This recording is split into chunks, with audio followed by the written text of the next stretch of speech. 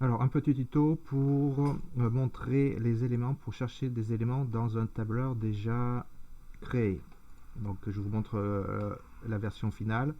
Donc ici, si je veux chercher un élément, comme exemple un bac acier, si je peux jouer sur plusieurs paramètres, donc 0,75, 0,88, 1 mm, mais vous voyez ici, donc il prend la valeur. Une fois que j'ai choisi mon bac acier, il prend la valeur pour une descente de charge, exemple, en décanewton, 9,3. Donc ce petit tableau, il est renvoyé pour chercher les valeurs que j'ai déjà incrémentées dans un autre tableau à côté. Alors, je vous montre comment faire ceci. Donc, ça permet de valider les compétences C7.4. Alors, vous commencez, donc il faut déjà créer votre tableau. Donc ici, donc, j'ai créé des bacs acier, donc Acierco, avec son poids volumique.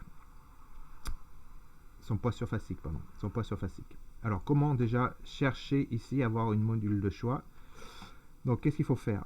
Il faut d'abord sélectionner les éléments que vous voulez mettre en choix. Donc, une fois que vous avez sélectionné ici, vous faites définir un nom. Vous donnez un nom. Par exemple, ici, on va mettre, ce sont des bacs acier. Donc, je vais écrire plutôt comme ça. Bac majuscule, acier minuscule. Donc là, vous pouvez mettre n'importe quel nom.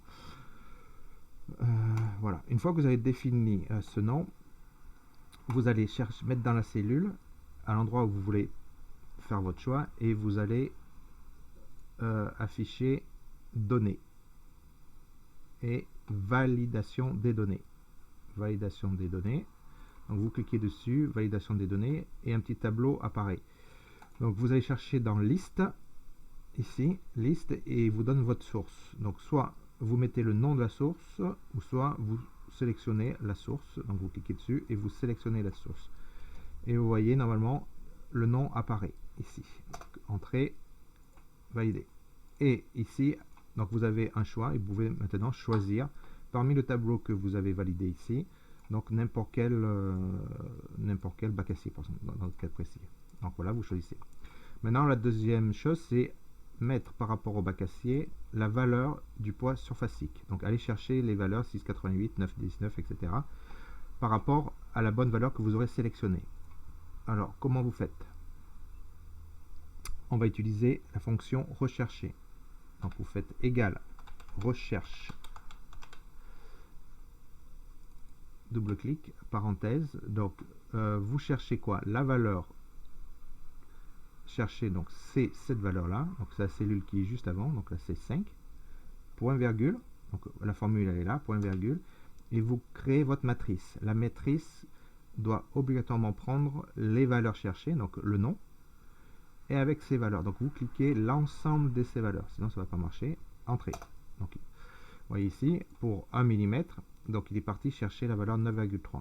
Donc je change, 0,75, il prend bien 6,98.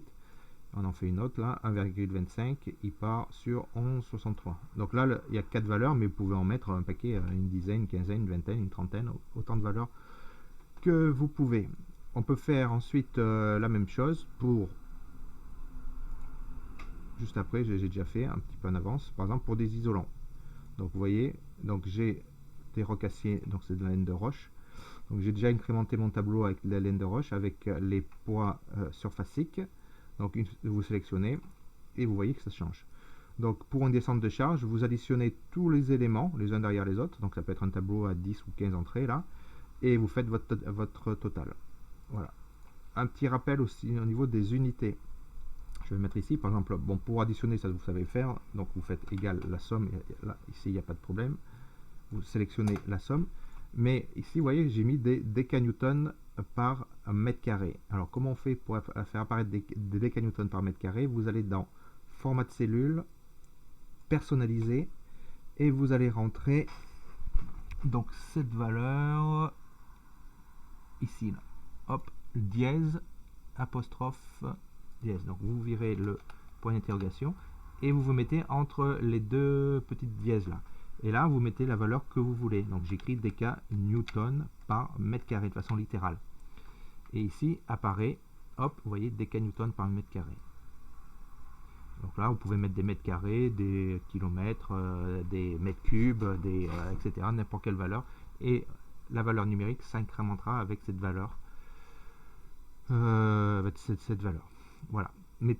Pensez aussi, quand vous faites personnaliser, ce que j'ai pas fait là, c'est me laisser un petit espace avant pour séparer les chiffres, les nombres avec l'unité. Donc voilà, fin du tuto.